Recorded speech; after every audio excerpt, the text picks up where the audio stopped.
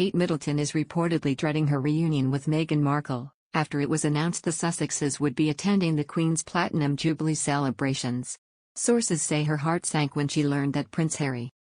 The Jubilee celebrations will place from June 2 to June 5, and Harry and Meghan said they were excited and honored to be invited, having stepped back from royal duties in January 2020. Kate can't believe that she, as a future queen, is having to deal with all this, a source reportedly said. Meghan would know Kate is a sensitive person and this would be getting to her. Middleton is reportedly dreading the day and fears she won't be able to hide it. An insider said, unlike Meghan, she's no actress and finds it difficult to mask her true feelings. Sources say Meghan and Harry are spoiling for a fight and it has everyone nervous, reports the title suggest. The comments come as royal commentator Camilla Tominey said it is important the Duke and Duchess of Sussex do not take away the limelight from working members of the family, including Princess Anne, the Duke and Duchess of Cambridge and the Earl and Countess of Wessex. She said it is vital next month's celebrations are about the Queen. She explained, you can include the Sussexes, but you don't want some sort of Harry and Meghan sideshow going on when the main event must be HMQ the Queen, and equally there will be other members of the royal family who are still doing the daily grind who will resent being overshadowed by Harry and Meghan even if they don't admit it. You're not going to want to have the likes of Princess Anne and the Earl and Countess of Wessex for instance who day in day out plant trees, unveil plaques and go to the openings of royal envelopes only to have the media completely focus on Harry and Meghan who aren't playing a role at all in the so-called family.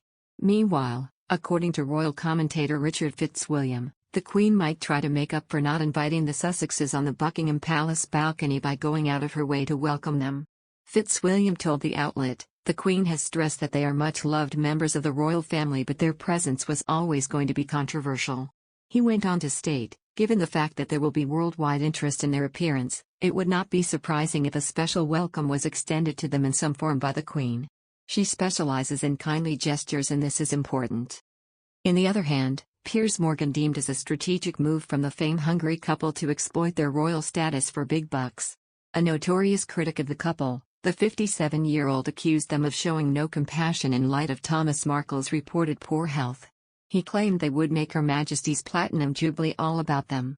Piers began discussing the upcoming celebrations and the way in which the Queen represents the very best of British values.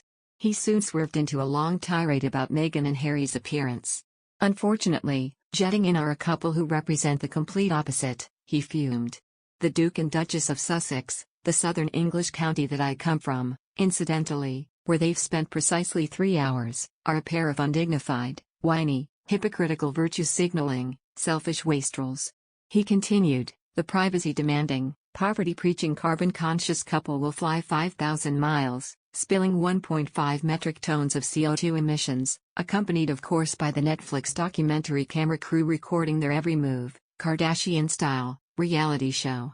The emissions of most concern to me, however, are the other noxious toxic fumes they will inevitably emit from the moment they land here and make the Jubilee all about themselves. Banished from the Buckingham Palace balcony for the trooping of the colour opening celebrations next Thursday, it's now been reported they will nevertheless be with the Queen at the service in St. Paul's Cathedral on Friday.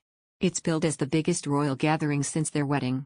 And I'm already shuddering at how this fame-hungry duo will hijack the headlines from the woman who should be given them purely to cement their rival royal brand. The broadcaster went on, frankly, I'm bemused they're flying here at all, given that Meghan's father Thomas lies seriously ill in hospital after suffering a stroke. Meghan and Harry love to preach about compassion, yet they show none of it to their own families.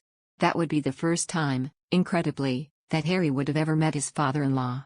That would also mean missing the chance to exploit their royal status for big bucks. That ain't gonna happen. After changing the discussed topic, Piers later revisited the subject of the royal couple after seeing a photograph of Meghan visiting the site of the recent school shooting in Texas. After being asked by comedian Kate Smurthwaite why he was so horrendous about Meghan, he replied he had supported her until she disowned her father. On their wedding day, I wrote a big piece for the Mail on Sunday saying it was a wonderful day for the country, brilliant for the royal family. We had our first biracial member of the royal family, Piers argued. And then she disowned her father who right now, in America, is actually in a very serious condition after a massive stroke.